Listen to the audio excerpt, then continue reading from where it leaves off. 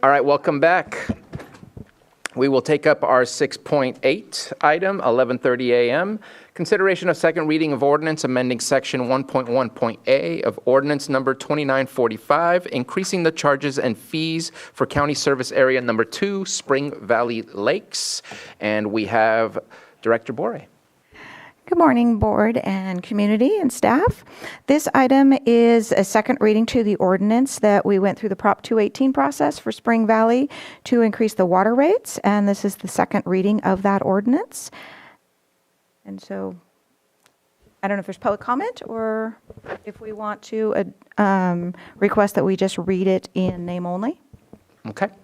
Any questions or comments from board members? I think I'll just would just like to hear from the public first and then go in from there. Okay. Let's go ahead and open up for public comment. Raise your hand if you're in Zoom or come on up to the microphone if you're in the chamber. Hi. So I am here today to talk again about the proposed water rate hike for Spring Valley. I am sure that our advisory board had good intentions, but the community was not well informed about the process.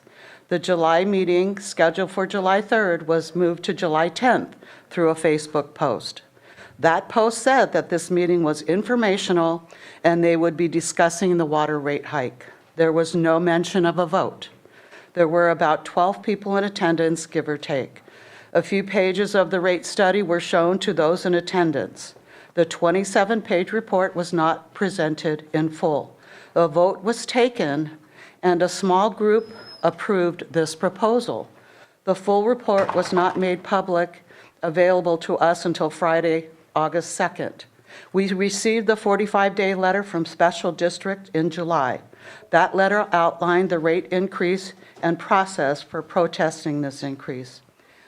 The letter indicated that the CSA2 serves approximately 400 customers. At the August CSA2 meeting, many people attended and expressed their objections to this rate hike.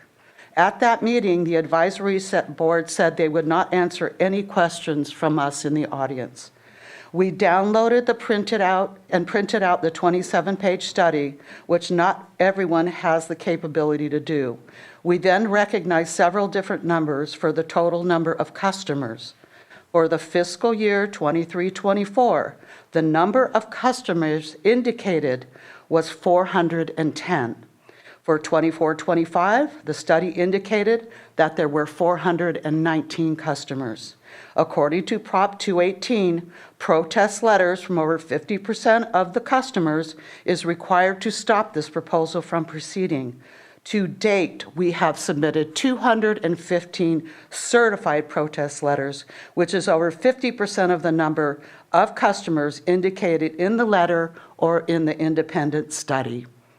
At that meeting, the board asked the head of special districts about the total number of customers. You relied on her information to make your decision. The number she provided isn't even close to the number in the study or the letter. Prop 218 indicates that the number of customers needs to be specified clearly. If any of the numbers in the study or in the letter are used, we have over 50% of our community protesting this. The whole process has been an eye-opener for me. It seems to have been biased at every turn. We were not well informed or represented. In addition, special districts seem to make efforts to make sure that this passed. Inaccurate information was presented to the Board of Supervisors and residents. In addition, the number of customers claimed was not accurate. I believe our community came together with an impressive fight. I hope you will consider this information, consult your legal counsel, and follow the legal responsibilities according to Prop 218. If we can please get your name. Lisa Sherrill. Thank you very much. Okay, I have pamphlets for you guys to show with my exhibits. Each one of you guys have one, and I will be going down the line as I have it on my paper also.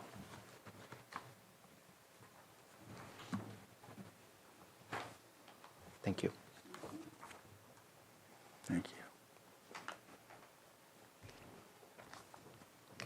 Okay, so by law of Prop 218, the governing body propositioning a 218 measure is required to clearly state the number of customers affected within a service area, as it is to determine whether a majority protest is done correctly. Exhibit A1, county letter states 400 customers. Exhibit A2 is from the study, page 6, 2.2, rate revenue state roughly 420. Exhibit A3 from the study, table 3, financial year states 410 customers. Those are hard numbers.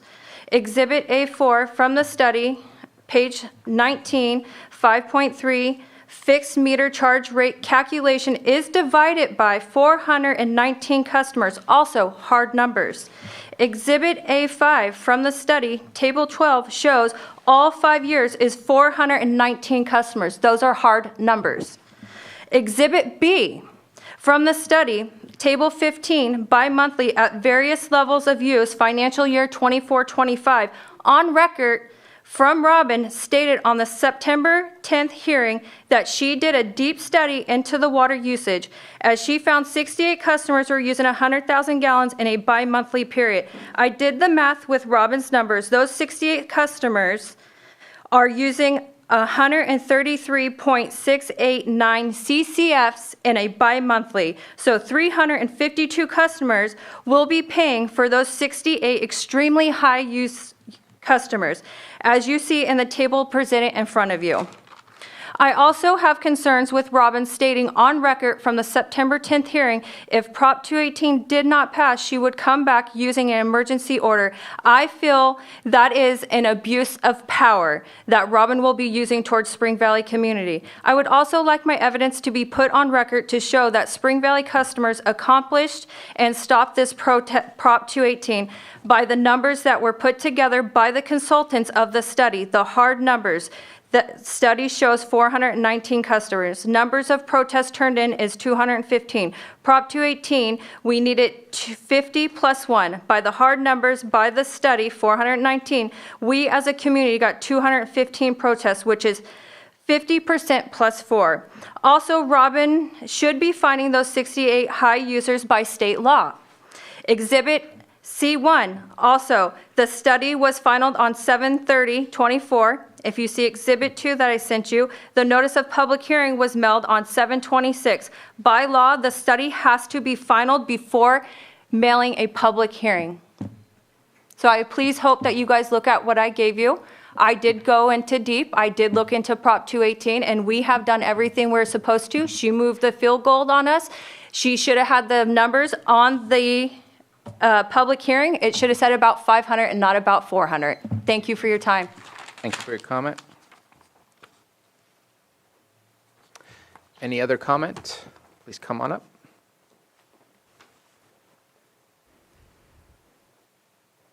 Oh, Carolyn, we have. Copies. You want me to just leave them here? No. Thank you. Thank you. I am still Helen Mitchum, like I was last time.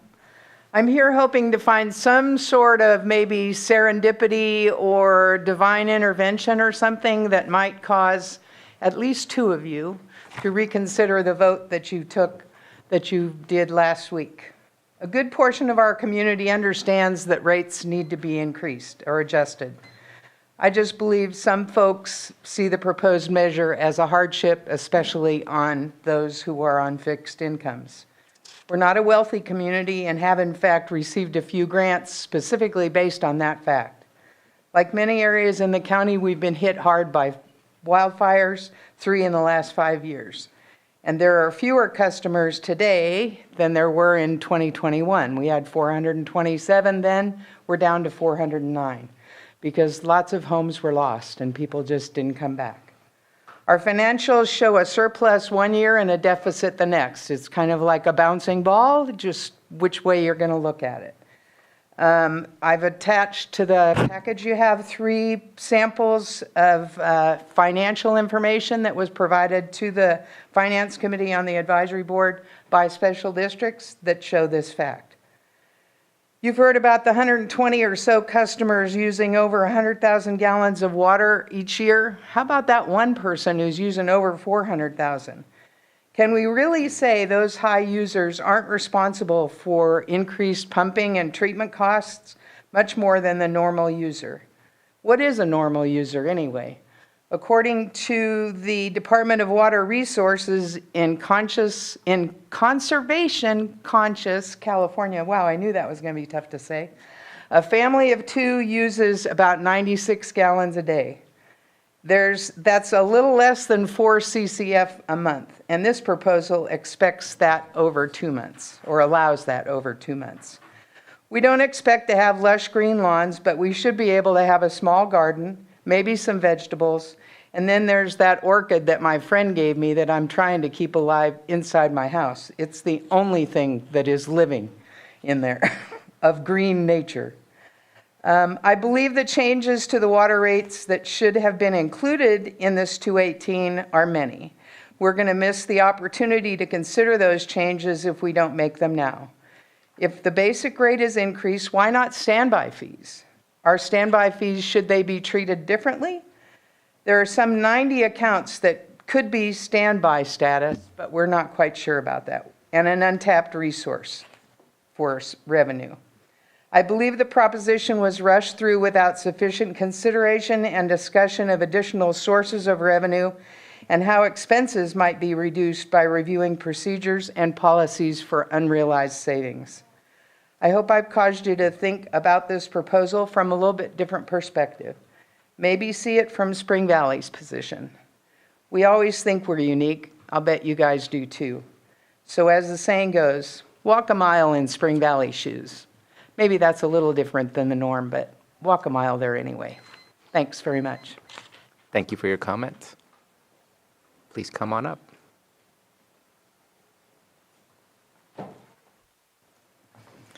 My name is Cindy Storrs. I live in Spring Valley. I also serve on the CSA board. I want to elaborate just a tad bit more on some of the things that Helen lifted up.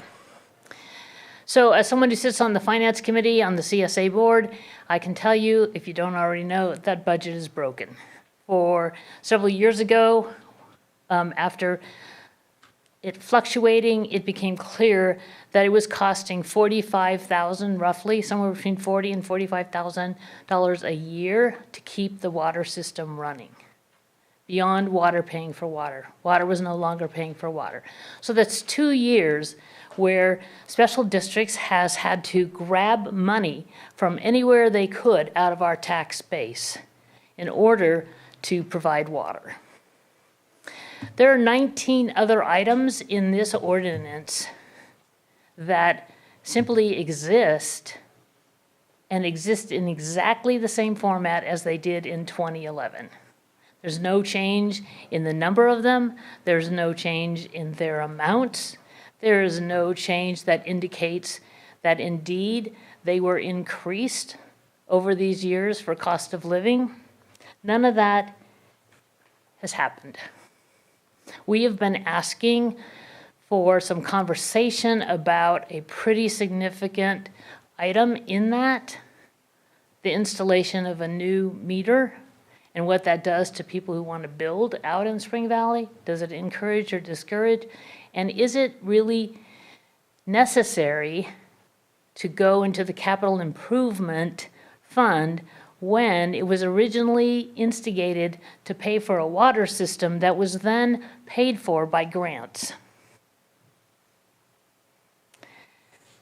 Those 19 items, even if they were increased for inflation, they're not going to total $45,000. But they seem to me to indicate that there are many areas in this ordinance that need to be looked at, that need to be fine-tuned. And I am hoping that the board will continue to work with us and special districts, that we can put together something that allows for water to pay for water, that addresses those issues structurally and financially in special districts in Spring Valley. Thank you. Thank you for your comment. Any other public comment? We have a comment on Zoom, Andrew Kirkendall.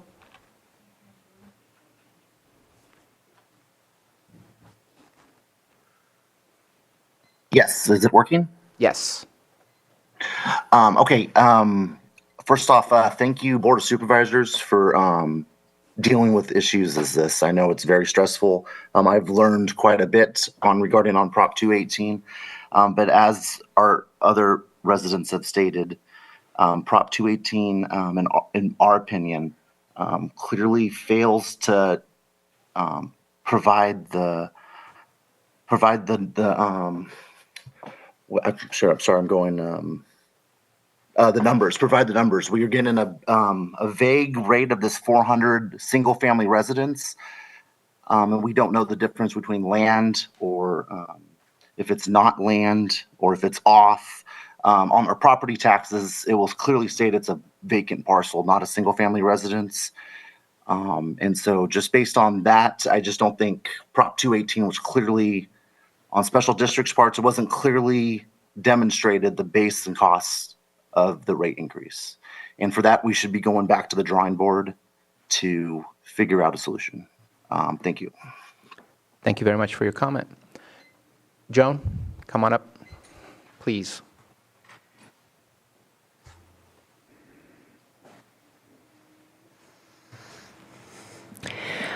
Joan Moss. I'm a journalist. I'm old, half deaf. But I wanted to say that Bruno had promised us the week following the first protest hearing that we would talk about it, and now we're talking about it. Meanwhile, this lady who runs the department was having 2 agenda items that dealt with the other people who were dealing with rate increases, and I misunderstood her. She said we took a vote and they all voted against it. And I misunderstood that. I thought she was talking about this group. I'm still a member of the public, maybe a little bit outspoken sometimes, but I do believe that I didn't understand what Bruno had said. And I didn't understand her report about how they voted, but they didn't vote the way these people had a protest. They voted and they accepted. So I just don't understand why it can't be clear-cut and everybody has a right to speak and everybody has a right to speak up. We all have our rights. And these people, they have a right to talk. And the advisory committee has the right to talk. And people have their rights to find a lawyer and to sue if they think they're being mistreated. I do spend a lot of time on the 4th floor watching the lawsuits. There are things I don't understand that happen in the courts. But I have a right to say, I don't understand what's happening here. We stand and we pledge with liberty and justice for all. We say that every morning when we start this meeting. And that's what we all have a right to have. Thank you. Thank you very much. Not sure what promise you're speaking of, but we had a meeting. Maybe you weren't attending that meeting. That was a week ago. Has it already been a week? It feels like much longer. Where we heard a lot of comments from the audience, and no one was restricted on what they could say or how they could say it. We made sure to listen to everyone, and a decision was made. Maybe it's not the decision that everybody wanted, but I'm not quite sure what you mean that I promised a discussion that we never had. So I'm as confused as you are at this moment in time, because I thought we had a very deep discussion with Spring Valley last time that this came to the board. So let's go ahead and move on. If there's no further comment, let's go ahead and close public input. And any comments from or questions regarding this item from supervisors?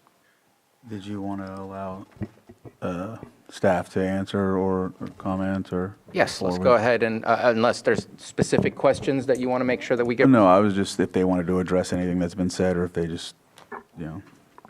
Well, I would like to clarify for the record that the 120-some users out there are using 100,000 plus gallons per year, not bi-monthly. So that's an annual number. And we went in depth as to how many connections were out there and how many ratepayers and how the standby accounts factored into that. And we do have 497 accounts. 497. It's 497, right? Oh, it's 499, sorry. Okay. Any other questions we Yeah. want to make sure to cover? I know there was a question about timelines of submissions of the public hearing letter versus the final report. Any comments on what those timelines are supposed to? I don't see anything in the text of Prop 218 that specifies the timelines that are needed for that. We had a final report on July 30th. It was sent out on July 24th.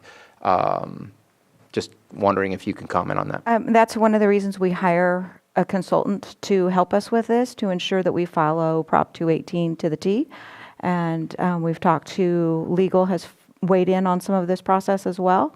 And we have followed Prop 218 according to all the timelines and when notices needed to go out and all of that. I think she was first. Go ahead, maybe we're finished. Yeah, no, I'm still in the same stance I was in before, and I also, I had the letter, and it says 400 residential provides water service to about, in a way that I can understand why folks would think, that would be the amount, the threshold, and so, there's the numbers here and there, it just gives a little confusion. And so for me, I feel like, the protest, the numbers that were intact, I feel like they were legitimate. The numbers were differentiated here and there. So I still take the same stance I was in, and that is I don't support this initiative, this ordinance, or moving it forward. So, I would really like to find a way to, kind of like what we discussed earlier in the long process of the harbor situation. There's transition, so I feel like at times, if there's a way to halt, get on the same page and move forward, it's important. Supervisor Pyska?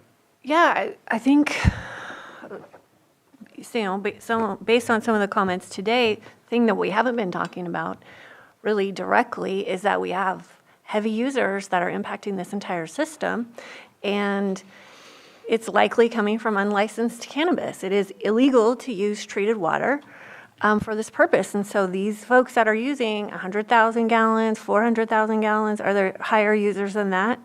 Like, that's a crazy amount of water, and the CSA shouldn't be responsible to provide that water to illicit uses. So there could be other things that we could do with code enforcement and cracking down on those users in the area, because ultimately, if those users stop taking advantage of the system, they're the ones that are putting this hardship on everybody. It is.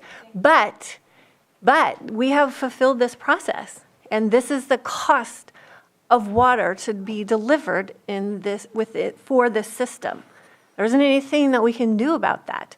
So I think that's another conversation with code enforcement and law enforcement for another day. So I guess I'll just end it at that. Okay. Supervisor Green?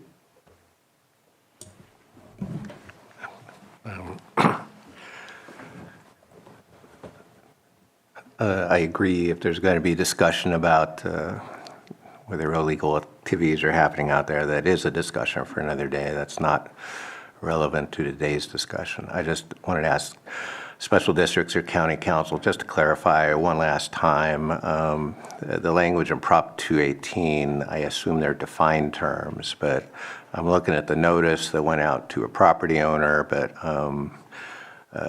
Prop 218 also refers to ratepayers. And it sounds like there's a whole bunch of connections out there that may be property owners, but not actually paying rates at this point because they're not hooked up. So, and there was a fresh discussion about the number of protest votes received and those, the larger number of ratepayers or property owners, whatever term you're using, that would set the baseline for whether the protest votes reach the 50% threshold. So really, to me, and thank you, Journalist Joan, for pointing out a litigation possibility, but my question is, it sounds like we've checked all the check boxes on 218, but I'm a little fuzzy still on the property owner ratepayer distinction, if there is one. And I just want to make sure we lock in that final number, like as of today when we pass this ordinance, what's that number of connections or property owners or ratepayers, whatever that term is, against which we weigh the protest vote. So we sent the notices to the property owners that have water connections, or that means that they're either using water or they have a connection that they could turn on at any point. So the standby accounts, they're all ratepayers because they're all paying a fee.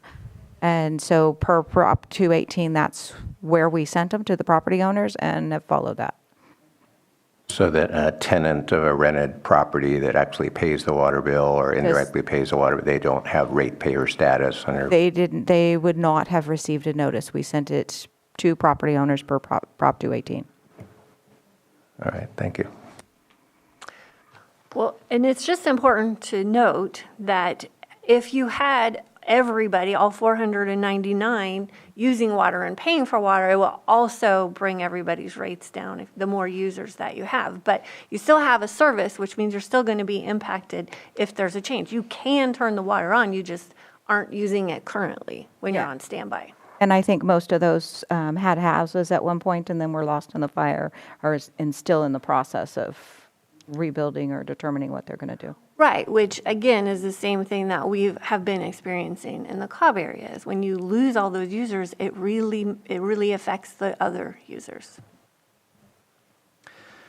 So, Vice Chair Crandall. Just real quick, and just back to that statement on the CSA2, Spring Valley Water provides water service to about 400 residential connections. And then I think last time I asked if there were the folks that bought their meters included in that 400 that's stated in the front page, because when it was sent out, they said there was 500. So is that that's to the properties, but was the 400 residential connections, that's including the folks that have a meter as well, that bought a meter?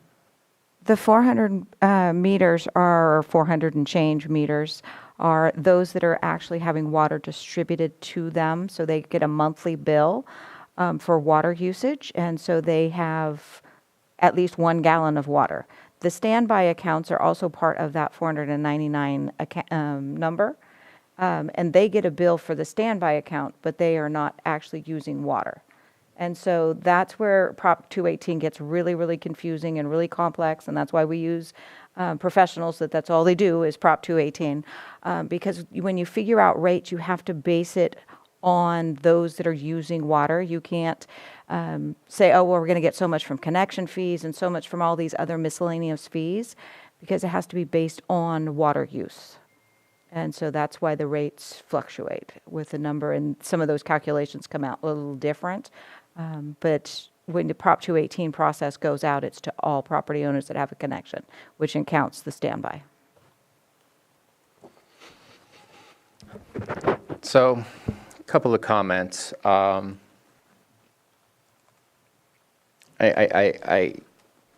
been looking at, I think there was some confusion at first when we talked about the high utilizers. At one point, we decided to divide it by 12 because it was for the whole year, not on a bi-monthly basis. When you look at a whole year's worth of water usage, I don't mean to say it's not much, but 100,000 gallons doesn't do all that much. If you have a 4-person home, that utilizes water on a daily for cooking, for washing, for all of those necessary hygienes. And maybe they have a small personal garden. I'm expending over, what did I just calculate? Close to 100 CCFs just in my small garden that I have, vegetable garden. I do not grow cannabis, so I don't think we should identify those who use just over 100,000 as obvious cannabis growers. I think it would be a whole lot more than that. I would suspect it's a whole lot more than that. And the 100,000 gallons is 133 CCFs when I do the calculations. And so I'm at 106, 107, and I don't even know that I calculated a full year. I only see what I see on my water consumption based on the website I went to. And so I mentioned it last time. I struggle that if 25% of the households that have use are being thrown out for the average, I struggle that as being called outliers when I think I would identify myself within potentially close to being in those outliers. And I know I don't misuse water. But at the same time, that doesn't change the fact that it would just rearrange the numbers so that you can still get the revenue needed in order to run the system. It just wouldn't say yes to what those specific numbers are. It would change what the average is, and things would move around. Maybe it would be, it would change potentially the base rate with extending it to 0 to more than 4, but it would still have to be paid for. It wouldn't give you free water or anything like that. Again, I'm not going to make up numbers because I don't want to put ideas in people's minds of what that should be. I do see in there that it did say about 400. We're actually closer to about 500, so that wasn't necessarily accurate. I'm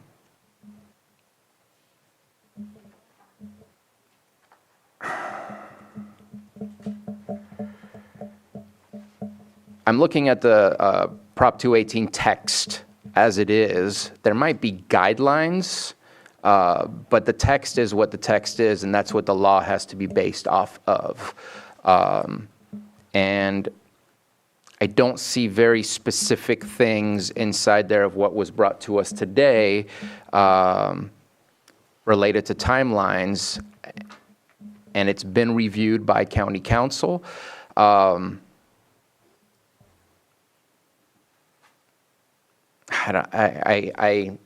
struggled with this one last time, and I'm struggling with it today.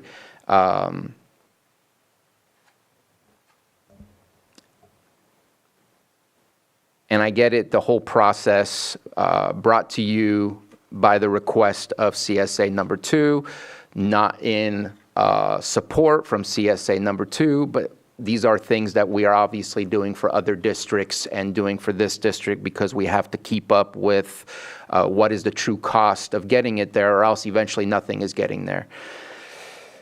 I'm still struggling with this one. I don't know that it's the appropriate numbers, but again, the appropriate numbers I don't think would make people happy either, because eventually the system has to pay for itself.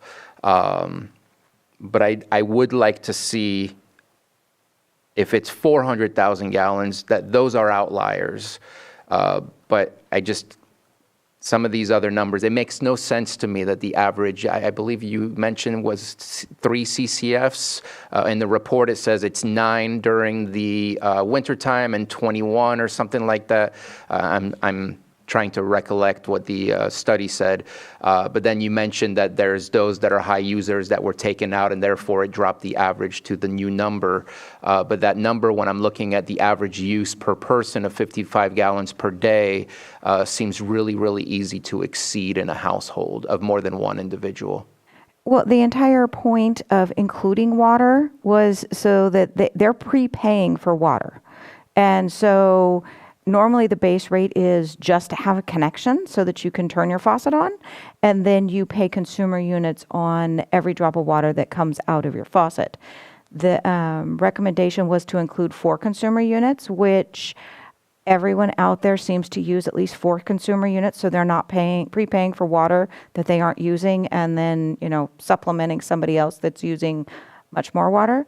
And so that's where the tiers come in on how much it is to produce, up to a certain amount of water, and then the higher tiers cost a little bit more, but the whole point is that they're paying for the water they're using.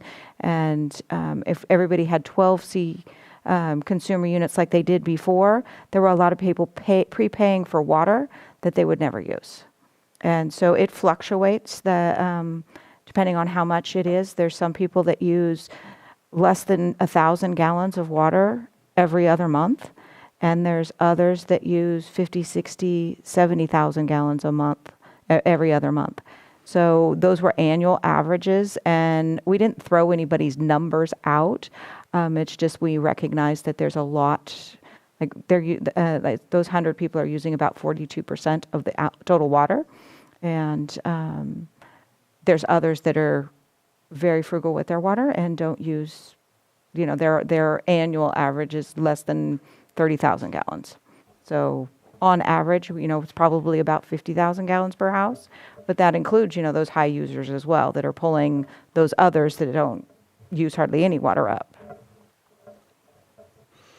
So it was just an analysis to look and see, how much water is being used. And as I said, in the long run, if it does have to change, it's still going to be the same. To get the same total revenue needed to run the system, it would just shift things around, whether it's the base pay or the per CCF rates.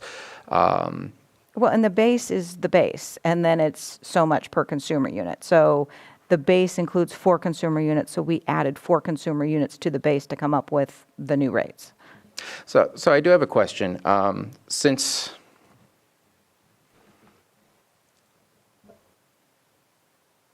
Since we said about 400 on what was submitted, and since we're now saying 499, and since we have 40% plus of a protest vote, I guess I would like to make a request that we get a list to show the active list that we have, so that we can at least prove and 100% say this is less than 50%.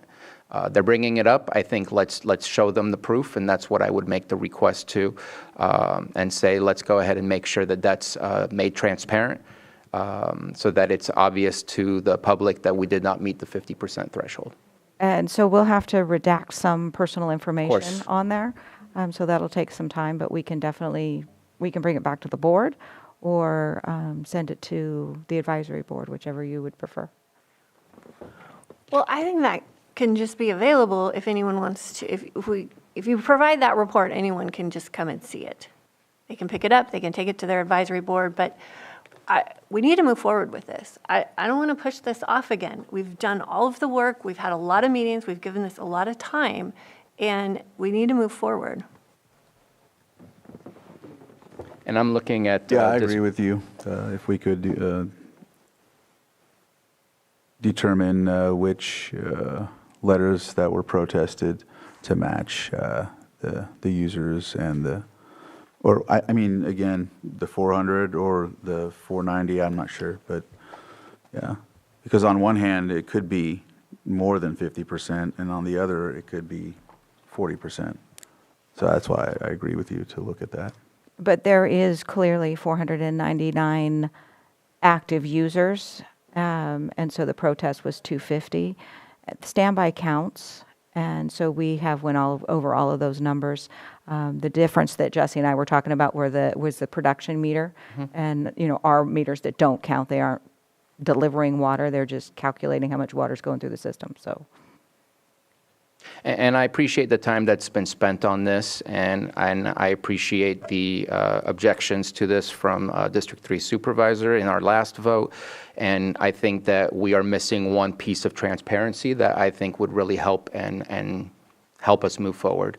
And so I'm not looking to put a wall on this where it doesn't move forward. I just think that with the effort made by the community and the voice of District 3 Supervisor, I'd love to support that extra level of transparency to show here's all of our active current users, and That way we can see the total rather than just hear a number or see a number that says about 400. And right now we've been hearing things, but I think it's always good to see things and share the documentation to support those things. And I apologize for not asking for that earlier, but I just want to make sure that we're not choosing one side over the other of what words we want to take, that we have documentation to show exactly why it is that we're choosing to move forward in one direction. Supervisor Green? Thank you. I'm going to follow up on my prior question, if there's a distinction between ratepayer and property owner, if only because the only notices that went out were to the property owner. But looking at the section of the Constitution that addresses this, there is a definition, and property ownership, quote unquote, shall be deemed to include tenancies of real property where the tenants are directly liable to pay the assessment fee or charge in question. So for those renters out there who are paying the bill and potentially on special district's role as the ratepayer, without some comparison of the names of the people actually paying the water bills against those who own the property, I can't necessarily accept the assertion that noticing is proper when it's only sent out to the property owners of record on a grant deed. If there's no consideration of whether ratepayers are directly liable to pay the assessment or the water charges in question here, then the question of notice being adequate is raised in my mind. Granted, I cannot imagine the difficulty that may come with attempting to parse who actually owns a property and pays the water bill versus a tenant, but it's in there. The language is in there. So if the California Constitution and Prop 218 takes care to define property ownership to the point that we should be noticing tenants who actually pay the water bills, then I have a question about whether notice was adequate. And unfortunately, that same question may precede other 218 hearings. So I don't want to unpack a can of worms, but they have very clearly raised concerns about proper notice. And I'm a process guy, so I want to make sure every opportunity has been given to notice this. And I'll just leave it at that for now. If there's any comments from special districts or county council on that particular clause of 218, I'd be interested to hear that.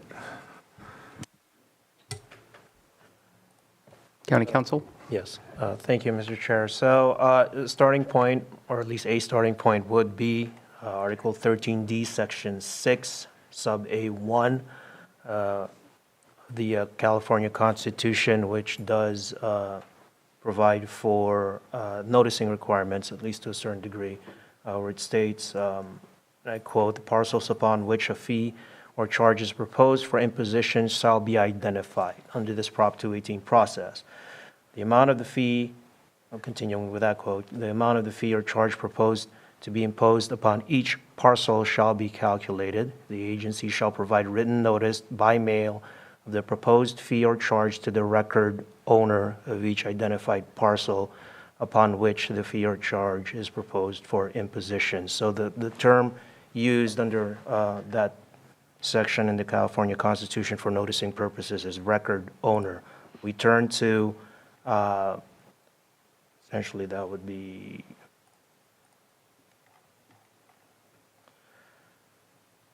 Article 4.6, Chapter 4, Part 1, Division 2, Title 5 of the Government Code, which is the Proposition 218 Omnibus Implementation Act, which it defines record owner under Section 53750J as an owner of a parcel whose name and address appears on the last equalized secured property tax assessment roll, or in the case of any public entity, the state of California or the United States, means the representative of that public entity at the address of that entity known to the agency. You also have, under that same article, 4.6, further noticing requirements under Section 53755,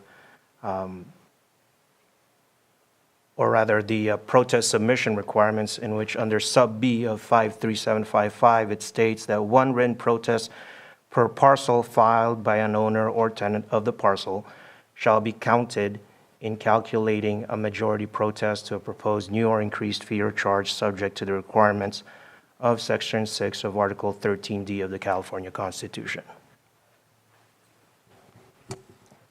So with that, were there tenants that submitted letters that were not counted? I do not know. Johanna is the one that counted the protests. We do have ratepayers that are tenants, and so we would have to check with Johanna. But I do not believe she threw people out for being a renter versus a property owner, unless we got multiple for, we did get, sometimes there were parcels where we got 5 or 6 votes. And so obviously we would take the property owner, registered property owner's vote over that versus multiple. And there would only be 1 vote per parcel. So I think that's where the majority of them that were thrown out were just the duplicate kind of thing. Or people that weren't even in Spring Valley in any way. They weren't ratepayers or property owners. There were some people that were previous tenants or people that were from surrounding areas that were not actually Spring Valley residents. I think also, I know a lot of the questions that came from the public was if tenants that were renting could submit letters, and I think that they did not submit it because they were told that it had to be the property owner. And so for that, that adds to my concern about the Spanish, notification and of course the letter that it expresses the 400. That's what gives me still the stance that I have as well, because you're talking about possibly more protest letters that could have came in and obtained the threshold of the 200 or the 50% plus 1. Thank you for all the comments. I'm going to maybe make it even muddier here. So something just happened within the district I serve that was decided by the courts, and I'm reading this language, and I'd like for County Council to either look to see at a later time to provide us your reading on this. But it says here on Section 4 of the Prop 218 text, I don't know what section it is, Article 8D, Section 4, Procedures and Requirements for All Assessments. Subsection A reads, an agency which proposes to levy an assessment shall identify all parcels which will have a special benefit conferred upon them. Does that have to be a ratepayer, or is it all possible parcels that could potentially eventually get a connection and have to pay those rates because it's what will be conferred upon them, and if they make a connection, it will be conferred upon them?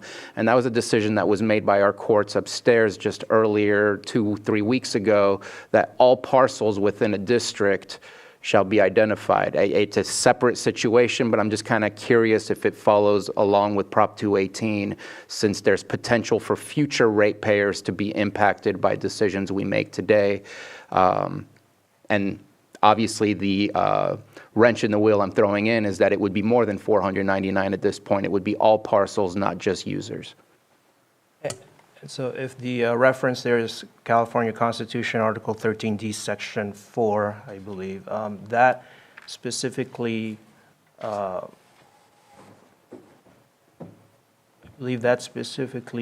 relates to assessments as to, in contrast with fees or property-related fees. And that would be, that mainly is addressed under Section 6. So Section 4 would be procedures and requirements for assessments, although admittedly under the caption, at least, it would be assessment of property-related fee reform. But mainly, as I read it, the procedures under Section 4 primarily apply to assessments, whereas Section 6 would be the procedures pertaining to property-related fees and charges. Which, as I understand it, and Special District Administrator Boric may confirm this or not, but I think that's what we were working under in retaining that consultant for purposes of the what's being proposed under this ordinance. Is that correct? That's correct. I'm still curious as to how that would be interpreted, because again, I'm reading section 6, and I feel it reads the same, because it's proposed for imposition. It's not saying current users anywhere in the text that I can see. It would be for future imposition of fees. And so just something to think about, because it could potentially expand that number to more parcels that are currently not, what was the term that you used for those that, no, the ones that are standby. Right now we have current users and we have standby, but then we also have vacant parcels that are still within the district that have not done a standby connection or anything of the kind. Anyways, I just, if we can get some clarity on that, if this item comes back, which at this moment in time, it appears that that might be the case. But I'm still, I think that I would still like to see that list, just again, so we can create a little level of transparency. There's some questions about the numbers. Let's not have that question. Let's go ahead and provide that, is what I would like to request, and it seems that Vice Chair Crandall concurs with that. All right. Any other comments or questions? Prepared to move forward. And so what I would like to ask is, County Council, how do we not throw this to reset? Can we do a motion to continue this so that that information could be brought back to us, and that way we can continue?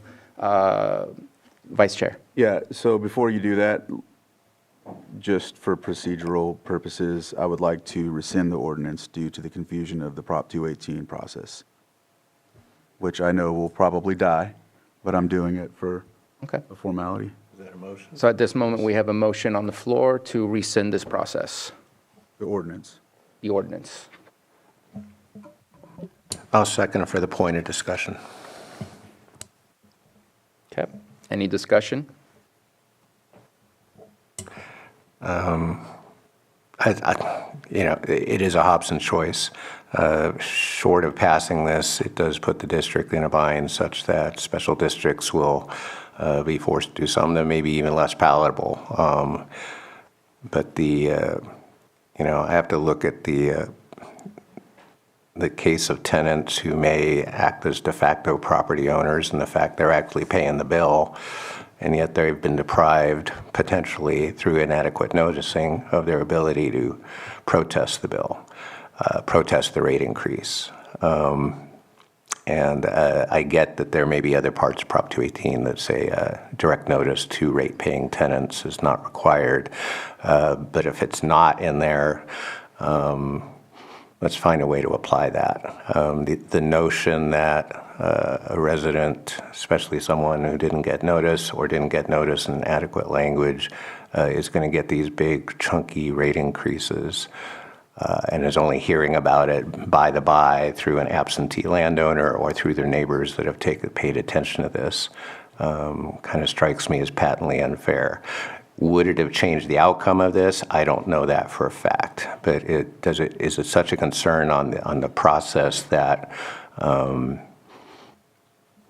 what's the greater harm? Delaying this, doing a possible reboot, or actually figuring out who a ratepayer is and distinguishing between that and a potential absentee property owner. So that would be my argument for not moving forward and supporting a reboot. Or a rescinding of the ordinance. Yeah. Okay. Any other comment? Yeah, so just want to clarify it one more time, whether, I guess there's confusion, but there's only one vote per parcel, right? One vote per parcel. One vote per parcel. Which is most likely going to be the owner, because they own the property, which most likely is going to be the owner. Correct. But clarify again, one vote per One parcel. vote per parcel.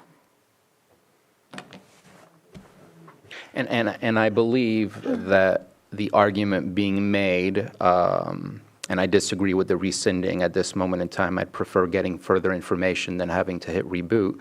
But I believe the argument being made is if tenants had been told otherwise that they could submit a protest vote, that maybe the outcome would be different than the 40% that we received. Am I correct in my analysis of that, Supervisor Green? Well, that, and again, defective notice makes the whole process, taints the whole process. But say only one vote can be counted per parcel. Well, if I were counting the ballots, I would take the vote of the person actually paying the bill versus the property owner. And it looks like property ownership is distinguished within this section of the Constitution to allow that. So if there's been no, not even a nod to the fact who's actually paying the bill for this water, to the point we can argue about whether it changes the outcome, but the larger point is they were deprived of their due process. They were not given a right to protest. And they have standing to do that. Now, even if there's only one vote per parcel, you guys can go Rochambeau over who gets counted. You may say that, well, the property owner always wins that. But for me, we're arguing about an assessment, and the ratepayer, as distinguished in Prop 218, that can include a tenant who actually pays the bill. That person deserves notice. Supervisor Pyska? I'm sorry. This is the process that we have been using for all of our districts.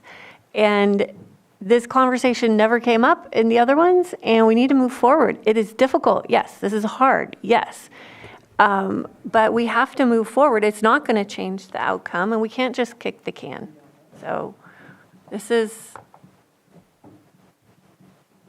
I don't even know how to respond to that, Supervisor Green. Well, I'll respond. Inadequate notice was not alleged in the other 218 hearings. It is the same process. We have followed the same process.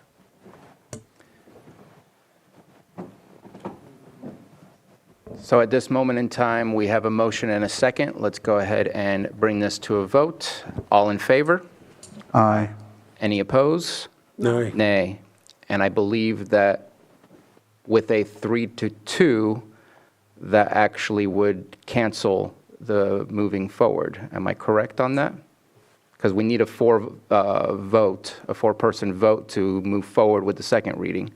Is it the same to rescind? You need, yeah, I think you need 4, right? Oh, no, that's for emergency. I think this- What is, with a 3-2, I believe that the Prop 218 requires a four-person vote in order to move forward. Does it require a four-person vote to rescind? We'll have to look into that if we can just take a recess for. Let's go ahead and take a 10-minute break and reconvene at 12:40.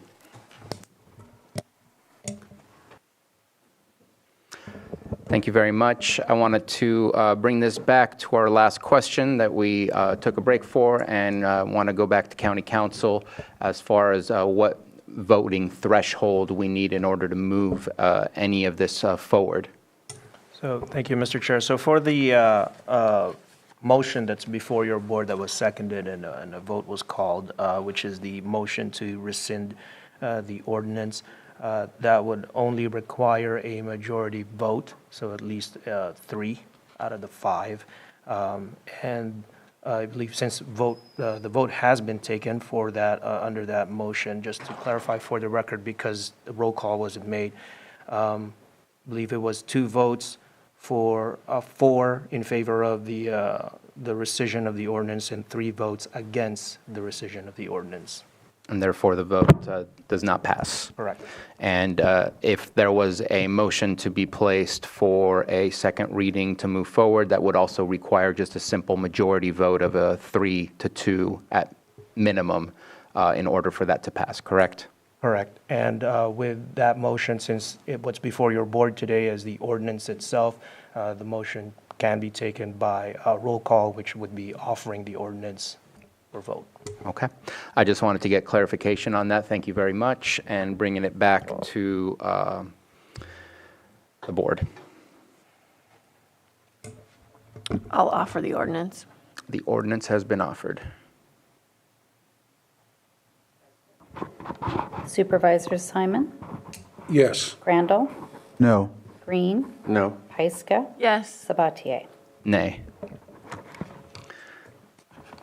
What I would like to offer is that we continue this item, bring back some items that I'm looking for consensus, bring back items that I've requested, the list of active ratepayers / standby to prove the 499, since that number has moved a little bit since the final, since the notifications have been sent out.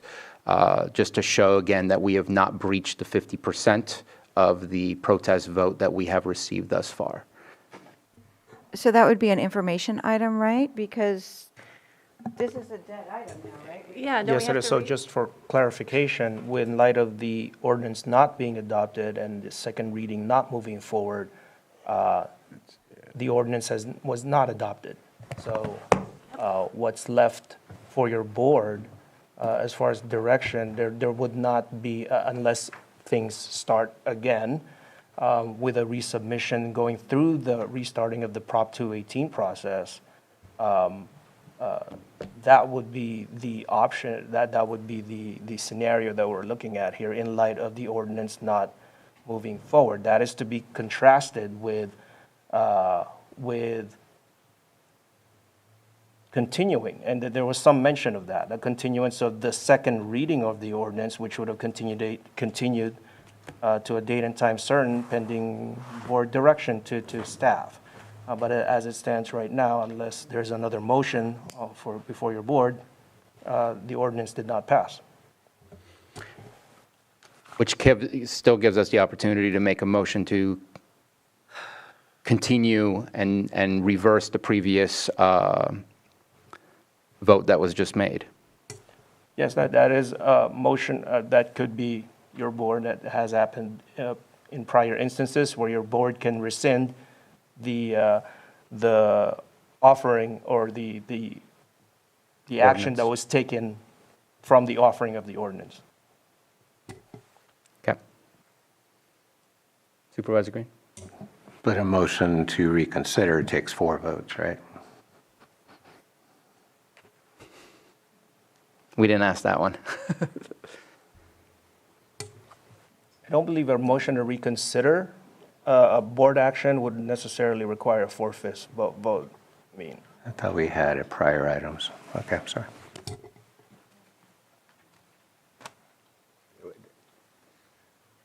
You weren't trying to kill it entirely? I would prefer that we not kill it entirely. I think that we can provide more information because right now, again, I have numbers that are being told to me, but I don't see anything to support those numbers. And a number that was provided to the public saying you have the right to protest, and that number is not close to what the true number is that we're being told it is. And I think that the public who have protested, who have provided 40% or more, should be provided with that documentation. We should be provided with that documentation.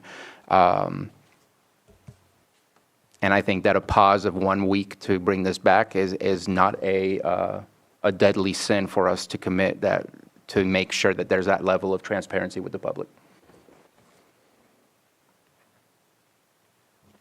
So I think I heard a procedural boo-boo there, but it sounds like there's latitude. If a motion to reconsider can be made and it doesn't require a 4/5 vote, then I won't be making that motion, but somebody else could.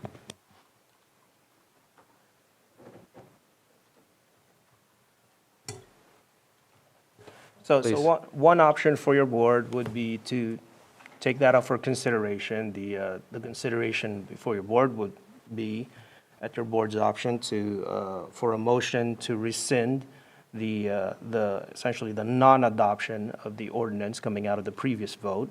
There would have to be public comment on that as well, and then bringing it back to your board for that specific motion, which would then bring this item 6.8 before your board again for another motion, a subsequent one.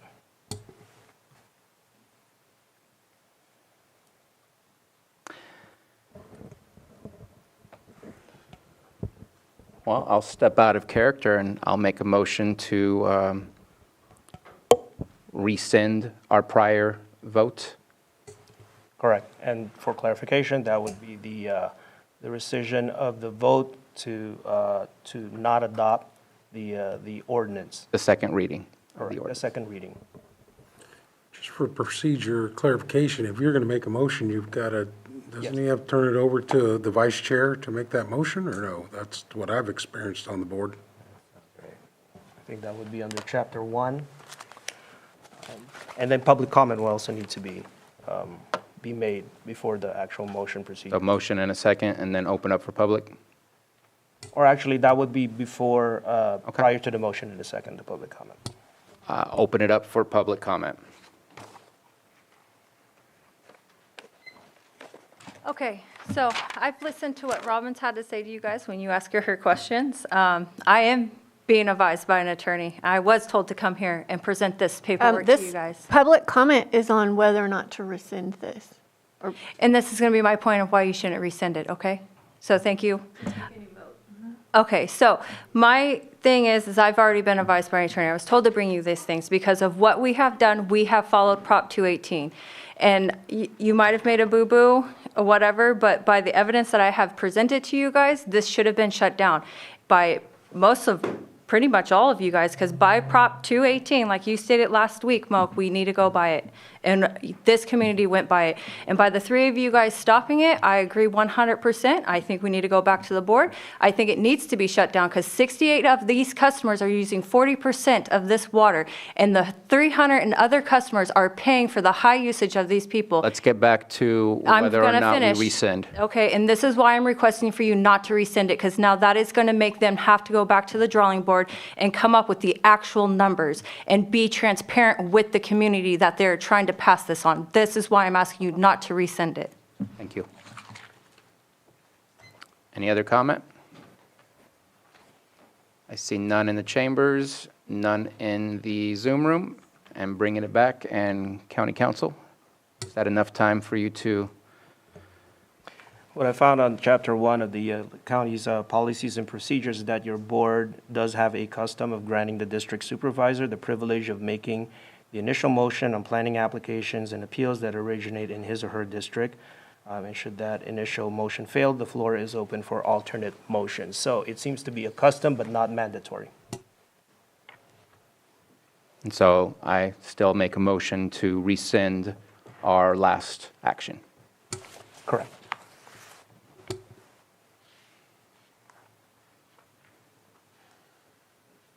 I'll second. We have a motion and a second. All those in favor? Aye. Any opposed? Nay. Okay, then I guess this restarts the process since we are not bringing it back. Well, restarts in the sense that now it is up for your board. The item is still open for your board's discussion. As far as the second reading, now there was some discussion by your board of possibly. It didn't pass. It didn't pass. It was a 2 to 3. Oh, 2 to 3, I'm sorry. So No, we. so the yeah. 219 process starts, Sorry, I didn't hear Yeah. the, and the cost is borne on this. yeah. It's borne by the CSA. Right. Yeah. At this moment, the decision was made. I don't think there's any further discussion at this point in time. And, okay.